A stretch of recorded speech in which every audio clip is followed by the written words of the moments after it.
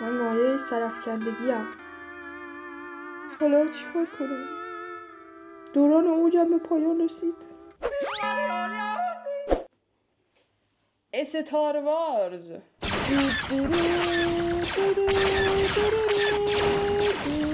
دعوای ستارگان. ستی که مشاهده میکنید یکی از ستای تابستان سال 2022 قدیمیه. شماره 75 32 3. نمیدونم پیداست یا نه، ولی خیلی مونده توی کمدم.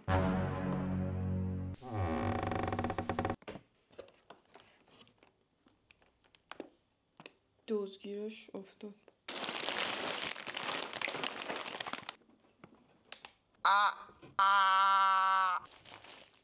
دفترچه.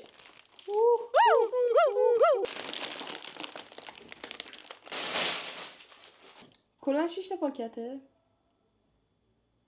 امیدوارم امروز درستش کنم دیگه، یعنی واقعا زشته اگه این به فردا کشیده بشه. تو 2022 لگو قیمت ستاشو یهو میبره بالا، یعنی نه حالا خیلی، ولی یهو میبره بالا و این یکی از ستایی بود که جزشون بود که قیمتش رفت بالا. بعد خیلی هم میگفتن چون قیمتش رفته بالا دیگه ارزش خرید نداره و فران و بیزار و اینا، ولی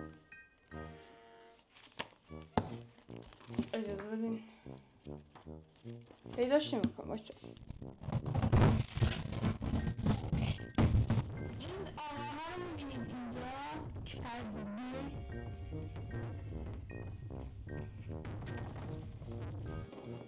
این آقاها رو میبینید اینجا، کدبین.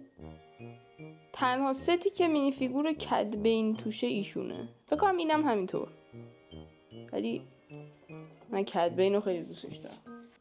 قبل اینکه شروع بکنم به ساختنش اینو بگم که قراره مسابقه داشته باشیم، ولی نمیدونم جایزش رو چی بذارم. هر چی دوست دارین که جایزه اون مسابقه باشه رو واسم کامنت کنین. از بین کامنت ها انتخاب میکنم که جایزه مسابقه چی باشه. خود مسابقه رم توی پیج اینستاگرامم توی همین چند روز میگم بهتون که چیه. What is Life Day, you ask? A holiday of friendship, of family, of connection.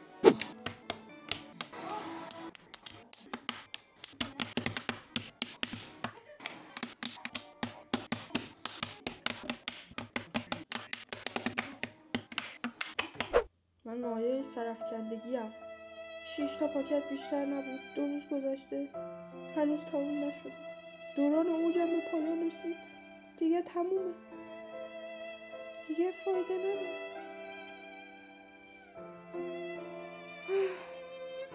حالا باید چیکار کنم؟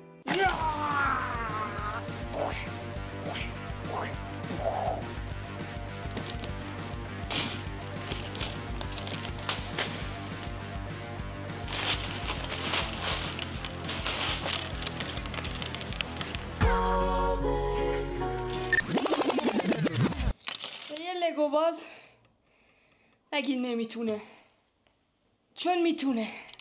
کجاست؟ قطعا میتونه.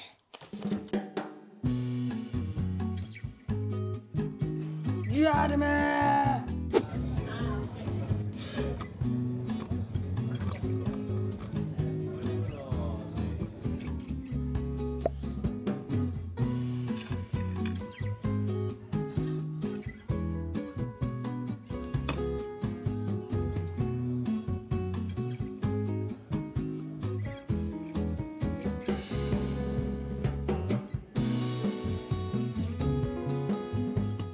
مینی فیگورای جدیدیه که لگو زده واسه فرمول 1، بعد توش به جای مینی فیگور ماشین. یه اپلیکیشن هست که میتونی این بارکد زیرش رو اسکن کنی، بعد بهتون میگه که چی توشه.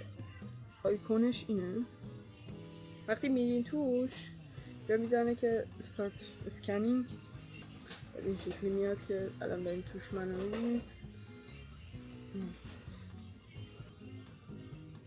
این الان توش این سبز است.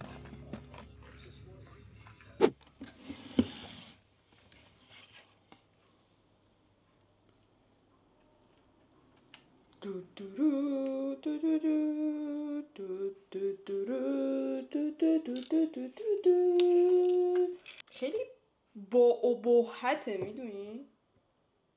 خیلی دوستش دارم. خب میریم سراغ مینی فیگورا.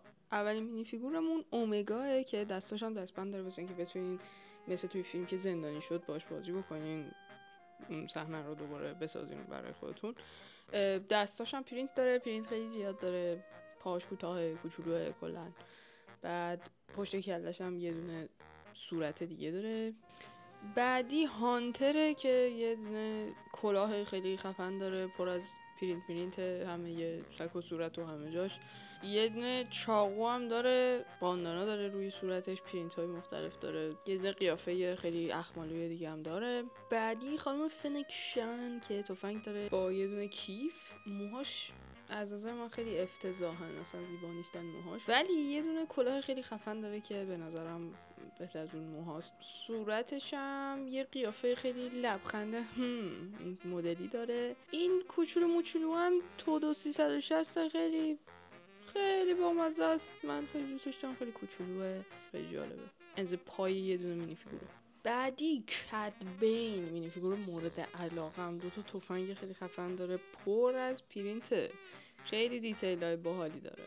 بعد اون ونتیلاتورش، اون چیزی که باهاش نفس میکشه که میاد توی صورتش، پشتش هم یه حالت بکپک توری ادامه اون ونتیلاتوره هست. کلاهش خیلی خفنه. توی ورژن‌های قبلی کدبین کلاهش بزرگتر بود ولی الان کوچیک‌تر شده، ولی در کل به نظرم خیلی بهتر شده با این آپدیت. این لگو جاستیفایر خیلی قطعه‌های گنده زیادی داره. ظاهرش از نظر من خیلی تر و تمیز و قشنگه. بالاش باز میشن. بعد این اولین باریه که من دیدم توی لگو جا واسه تیرای تفنگا هست، یعنی تو میتونی تیرا رو نذاری توی تفنگ، چون که اگه زیاد بذاری توی تفنگ باشه خراب میشه فنرش. یه جای خیلی باحالی داره برای اینکه تیرا رو بتونی نگه داری.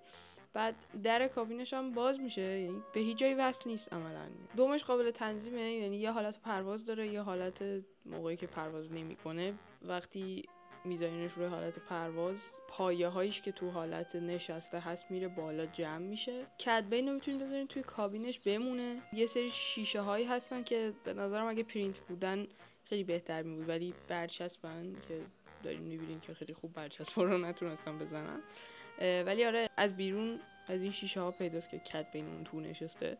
پشت سرش هم یه سری خرت و پرت هست، دوتا جعبه هست که بازم به نظرم مثلا نیاز نبود اون دوتا جعبه رو بذارن، چون اگه بخوای باهاش بازی بکنی و بالا پایینش بکنی اونا محتویات اون جعبه تویا همه میریزه بیرون. بعد یه دونه زندان هم اون پشت هست واسه اینکه اومگا رو بذاری زندانیش بکنی اونجا.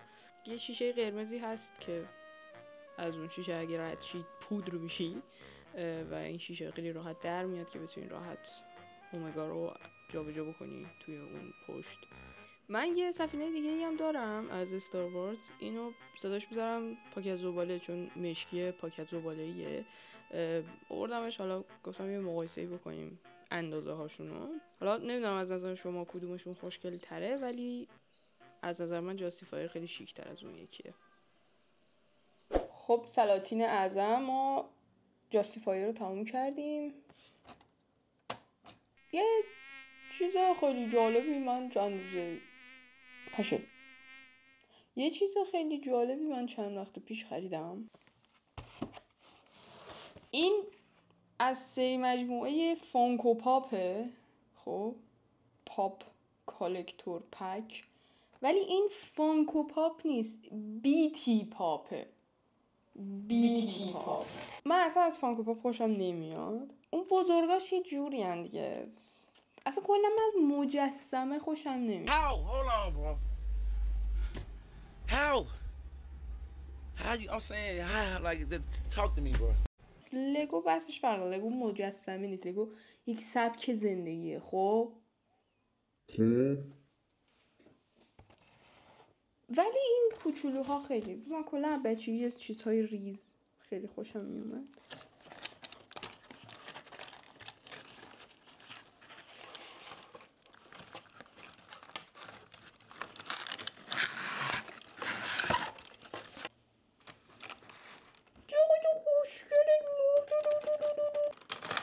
اول آخی چیزش شیشه‌ایه کلش، یعنی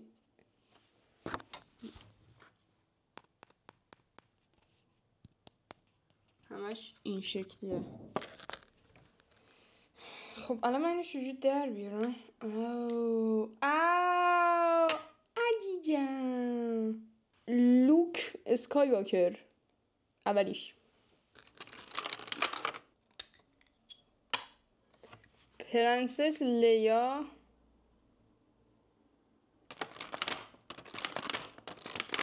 جو بیرون. A few moments later. 3 days later. 1 eternity later.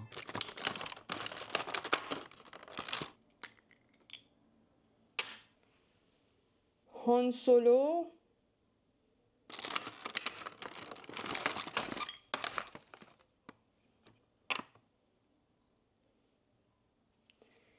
عشقم چوباکا، عشقم مادرشون. عشقم مادرش دوست دارم.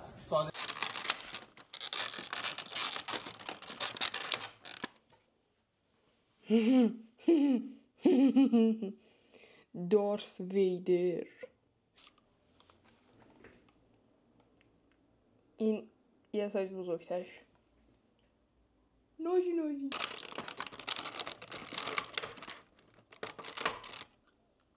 آخه گریدو،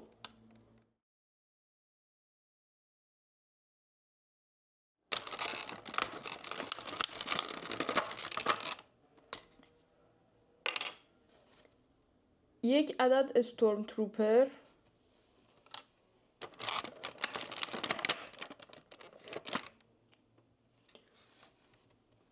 جنرال کنوبی.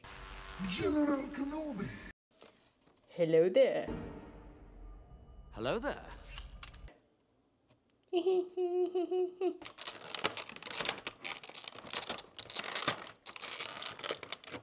عزیز دلم آرتودیتو.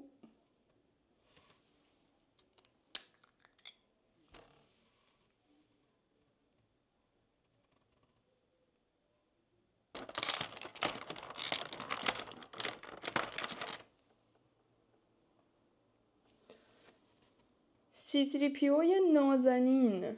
واقعا شخصیت پردازی ربات‌ها توی استار وارز از شخصیت پردازی تمام شخصیت‌های جهان توی هر فیلمی که تو دنیا وجود داره بهتره.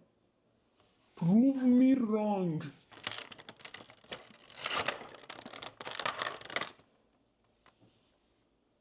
جاوا اینا هم خیلی گوگولی بودن توی فیلم. یه سری ویدیوهای تو اینستا میبینم پدر و مادرها به بچه هاشون کاستوم جاوا میپوشونن، خیلی نازنازی هن.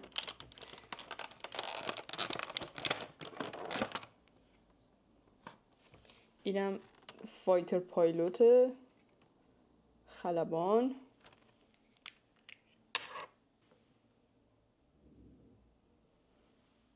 I have $30,000 in credit card debt. الان کجا باید اینا رو جا بدم؟ جا ندارم واسه هیچ کدوم. It was at this moment he knew. He fucked up.